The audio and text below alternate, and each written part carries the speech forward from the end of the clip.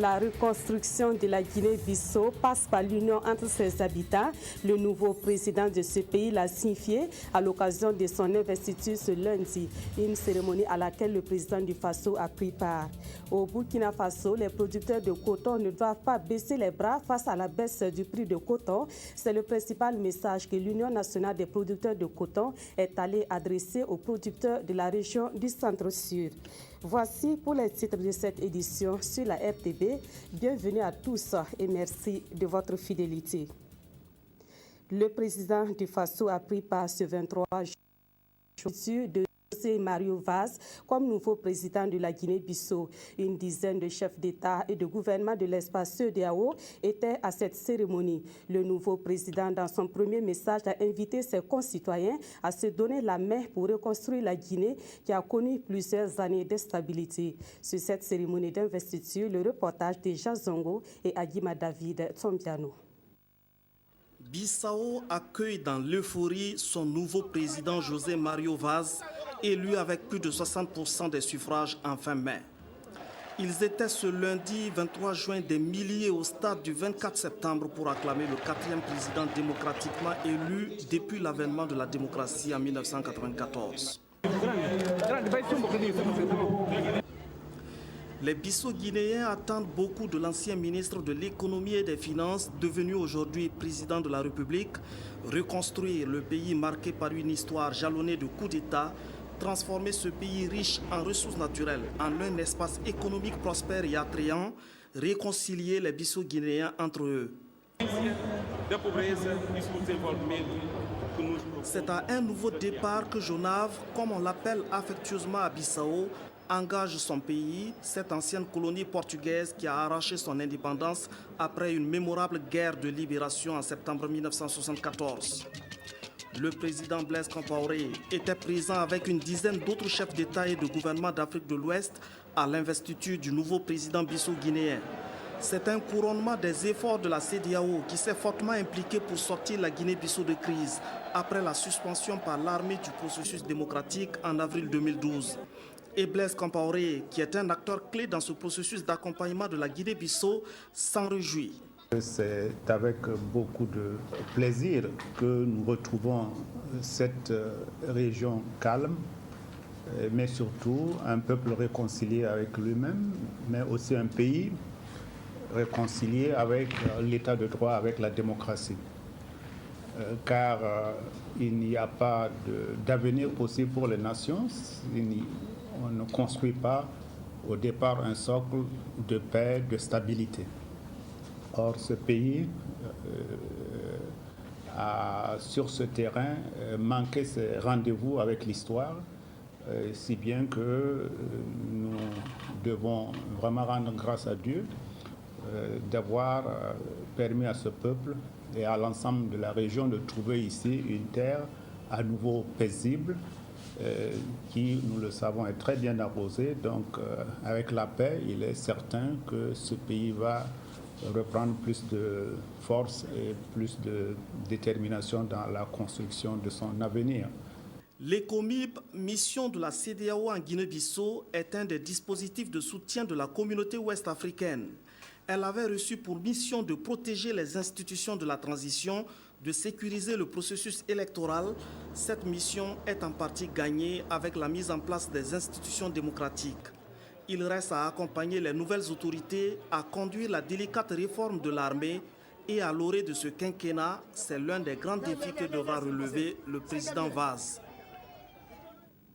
Retour au Burkina pour dire que le président de l'Assemblée nationale est allé visiter l'hôtel de ville de Niangoloko dans la région des Cascades. La commune de Niangoloko, située à la frontière Burkina-Côte d'Ivoire, est dans une phase d'émergence après la crise ivoirienne qui avait ralenti son développement. Sungalo Apollinaire Ouattara a donc encouragé le conseil municipal à davantage actionner le levier de développement de Niangoloko. Le reportage de Kwame Bama et Sougrinoma Ibrahim Gigma.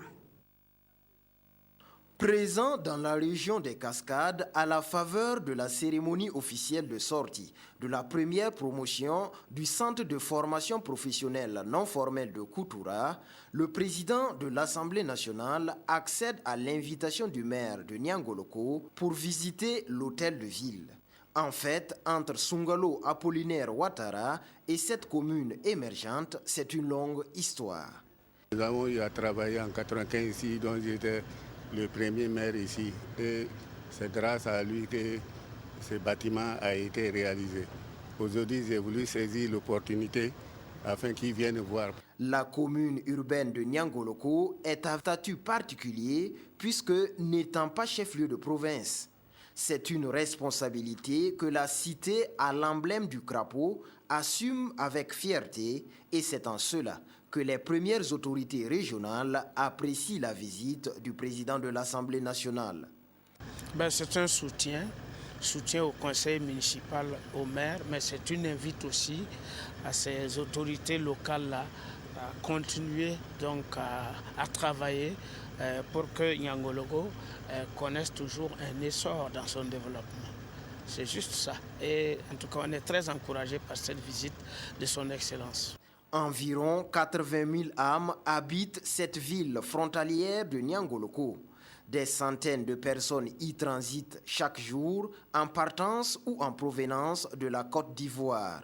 Justement, la crise dans ce pays voisin avait fortement ébranlé l'économie ici. Mais depuis quelque temps, les habitants ont repris leurs activités et prospèrent dans le commerce, notamment le secteur informel.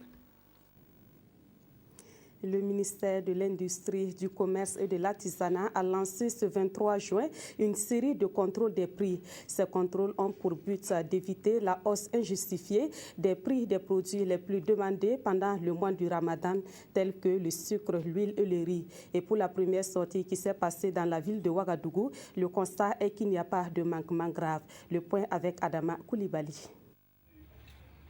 Nous sommes ici dans une alimentation de la ville de Ouagadougou. L'équipe de contrôle des prix du ministère de l'Industrie, du Commerce et de l'Artisanat est à pied d'œuvre. Produits laitiers, sucre et autres denrées sont passés en revue concernant les prix et la qualité. Pour cette alimentation, rien de grave à signaler, à la satisfaction sans doute du gérant. C'est l'occasion qui nous est donnée également d'avoir de vifs échanges et pour donner justement de bonnes orientations à nous qui sommes donc sur la place du marché. Au niveau des prix, ça nous rappelle à l'ordre également pour ceux qui sont défaillants. À quelques encablures de là, c'est cette boutique qui est passée à la loupe. Le vendeur un peu inquiété à la vue des Pandora de la peine à s'exprimer, mais au finish, rien de compromettant au dire du chef d'équipe. D'une manière générale, il y a deux tendances qui se dégagent. Il y a d'une part les commerçants qui font l'effort de publier les prix. D'autre part aussi, il y a des gens toujours qui traînent dans la difficulté d'affichage des prix. Mais continuons donc à les inviter à faire plus d'efforts pour arriver à afficher l'ensemble des prix et des produits qu'ils vendent. Cette opération qui a lieu sur tout le territoire national vise entre autres le respect des prix fixés par l'État et les règles de facturation. Elle s'inscrit en prélude au Ramadan 2014. On souhaiterait véritablement que tous les commerçants puissent véritablement collaborer et permettre à la communauté musulmane qui va entamer bientôt le mois de Ramadan de pouvoir passer ce mois béni en toute sérénité. En outre, cette opération qui vise aussi le respect des règles relatives à la publicité des prix va surtout concerner les points de ravitaillement, c'est-à-dire les boutiques. Demain, mardi 24 juin, certaines épreuves du baccalauréat série G2, C et H seront reprises dans certaines localités du Burkina Faso. Cette reprise est une précaution prise pour éviter que des sujets ne se retrouvent sur la place du marché. C'est en substance l'information que l'Office national du baccalauréat a donnée lors d'une conférence de presse qu'elle a tenue ce 23 juin à Ouagadougou. Des précisions avec Nathalie Sawadogo. En 2014 du baccalauréat, l'Office national du bac a procédé à la reprise de certaines matières. Il s'agit de l'épreuve d'économie et organisation des entreprises pour la série G2, sciences de la vie et de la terre pour la série C et études de cas pour la série H. Il y avait deux types de remplacements. Le premier type, c'était que le tirage des épreuves est tombé sur des années et a posteriori, les programmes ont été relus. Donc les inspecteurs ont attiré notre attention sur le fait que certaines parties du sujet n'étaient plus enseignées. Et en concertation avec ces inspecteurs-là, ils ont proposé que ces sujets-là soient remplacés. Ça concernait la série C. C'est somme toute minime, puisqu'ils sont 124 candidats. Alors le deuxième type de remplacement qui est intervenu, c'est en G2. C'est parce qu'il y a une enveloppe qui a été ouverte avant la date. Donc c'était vendredi après-midi. Au lieu de l'épreuve d'économie générale, ils ont ouvert l'enveloppe d'économie et organisation des entreprises. Donc ce faisant, ce sujet-là, nous on dit que c'est grillé. Donc il faut le remplacer parce que dès que l'enveloppe est ouverte, on ne sait pas si quelqu'un a vu son contenu. C'est plus prudent de le remplacer. Donc voilà pourquoi nous avons pris les devants pour pouvoir remplacer ce sujet-là. Et à l'heure actuelle, je vous informe que toutes les dispositions sont prises. Tous les jurys sont en possession des sujets de remplacement qui seront administrés le mardi après-midi. S'agissant des mesures concernant d'éventuelles fraudes ou fuites, le directeur précise qu'il s'agit simplement de mesures de précaution. La reprise des épreuves concerne les villes de Ouagadougou, Bobo-Dioulasso, Koudougou, Gawa, Banfora, Dédougou, Wayugia, Fada et Dano. 5 ans après son lancement, le projet de sécurisation frontière tire vers sa fin. À Tinkodougou, dans la région du Centre-Est, les acteurs et bénéficiaires de ce projet se sont retrouvés la semaine dernière pour dresser le bilan de sa mise en œuvre. Le projet sécurisation frontière avait été lancé par le Millennium Challenge et compte MCA. Le reportage d'Emmanuel Kabouri. 5 ans après son lancement, le projet sécurisation foncière veut à la fois regarder dans les rétroviseurs et se projeter localement vers l'après-projet. Ce projet est piloté par le Millennium Challenge et compte Burkina. Il prendra fin le 31 juillet prochain. Il y a eu un travail qui a été fait. Et ce travail qui a été fait, c'est en fait un travail d'abord de diffusion, j'allais dire de la loi 034/2009 portant régime foncier rural.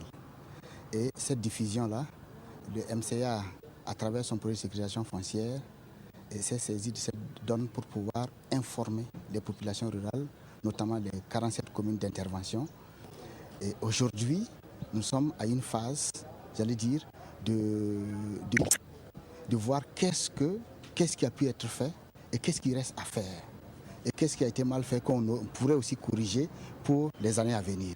L'atelier permettra de capitaliser l'ensemble des activités mises en œuvre par l'antenne régionale de Tinkodougou et d'émettre des recommandations pour des interventions ultérieures. La gestion de la terre comporte des difficultés. Difficulté, c'est quoi? C'est une question d'abord de moyens financiers. Ça, c'est un problème. L'autre aspect aussi, on a connu quelques difficultés liées au niveau même des agents parce qu'on leur demande énormément. Parce que conduire une opération de conservation de position foncière, ça suppose que l'équipe maîtrise les GPS. L'équipe peut, j'allais dire, faire des levées de coordonnées GPS, venir introduire ça dans l'ordinateur avec un logiciel qu'il faut maîtriser. Les résultats de ces ateliers constitueront une source d'inspiration pour les 47 communes d'intervention du projet sécurisation foncière et au-delà pour les autres communes de Burkina Faso. L'atelier de Tinkodougou regroupe les acteurs du centre-sud, l'est et le centre-est et est le 3e du genre sur une série de 5 ateliers à travers le Burkina Faso. Ne soyez pas découragés de la baisse du prix du coton. Il faut davantage produire. C'est le message essentiel que l'Union nationale des producteurs de coton du Burkina délivre aux producteurs à travers des sorties sur le terrain. Une délégation de l'UNPCB était dans le centre-sud pour transmettre ce message d'encouragement aux producteurs de coton de cette région. L'UNPCB reste convaincu que c'est en produisant davantage que le Burkina Faso pourra maintenir son rang de premier producteur de coton en Afrique de l'Ouest. Le reportage de Oswald Gaëtan Segeda. Le prix du coton est passé de 235 à 225 francs CFA le kilogramme. Les 10 francs de baisse laissent planer le doute dans la tête des producteurs. Il faut donc leur expliquer et le marché international est mis en cause. Les pays développés auraient stocké l'équivalent du volume mondial de coton-fibre, soit 23 millions de tonnes, d'où la baisse. Mais pas d'inquiétude. Le gouvernement et les sociétés cotonnières ont subventionné les intrants à hauteur de 9 milliards de francs CFA. Il faut produire plus pour gagner plus, rassure l'Union nationale des producteurs de coton. Après la réduction du crédit, nous sentons qu'il n'y a pas une baisse en tant que telle. Nous avons calculé qu'il y a une baisse pour ceux qui ont 1 tonne à l'hectare. Il suffit seulement de faire un très bon rendement et d'appliquer rapidement les intrants. Ils peuvent rattraper facilement 300 kg à l'hectare. Donc ce calcul les permet même d'avoir 60 000 francs s'ils appliquent les itinéraires techniques normalement. Au Naouri, au Zunwego, tout comme au Bazega, le message a priori est passé. On avait découragé, mais comme le président est venu, il a expliqué, on a compris. Vraiment, je pense qu'on va bien produire cette année, plus que l'année passée. Maintenant que nous savons tout sur l'évolution du prix du coton, il ne nous reste qu'à produire davantage.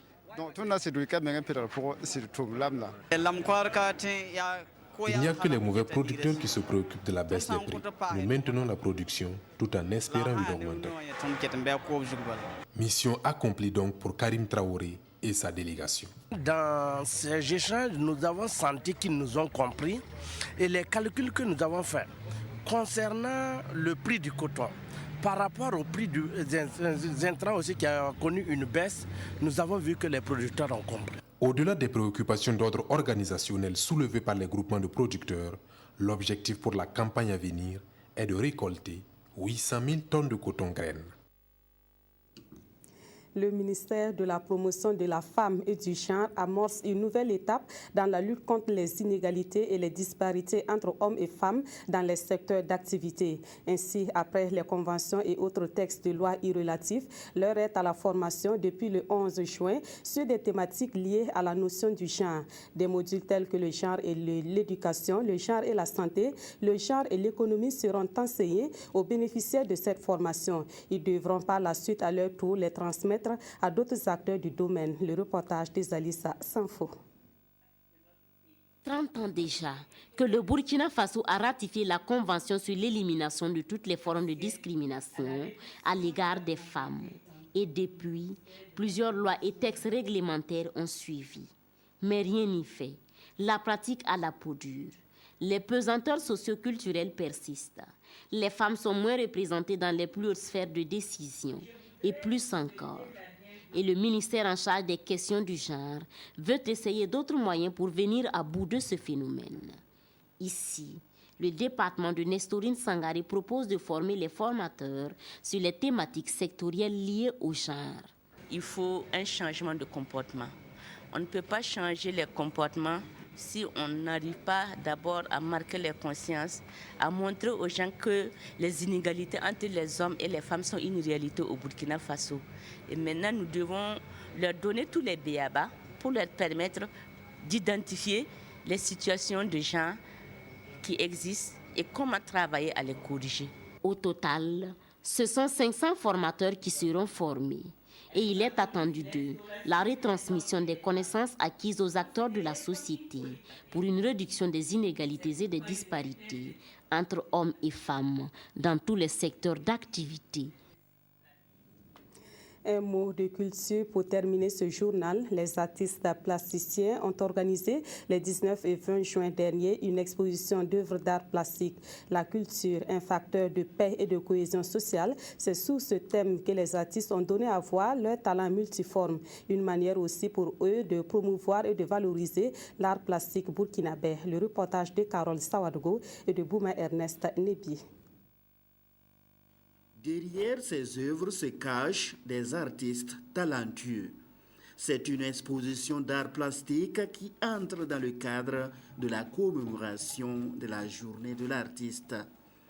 Pour la conception de ces œuvres, tous les artistes se sont inspirés du thème de la présente édition de l'exposition qui est Culture, facteur de paix et de cohésion sociale. J'ai créé une œuvre qui tourne autour donc, de la cohésion sociale. Donc vous voyez une famille unie qui présentait donc dans un style assez abstrait.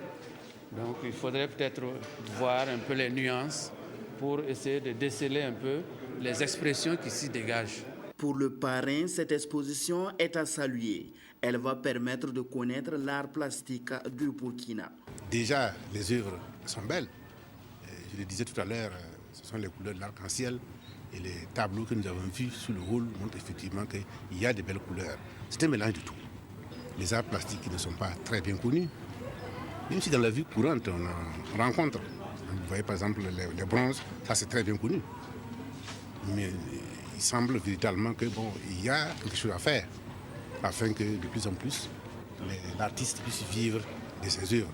Au total, 60 œuvres ont été exposées, 43 tableaux, 10 œuvres en design et 7 sculptures en bois et en bronze.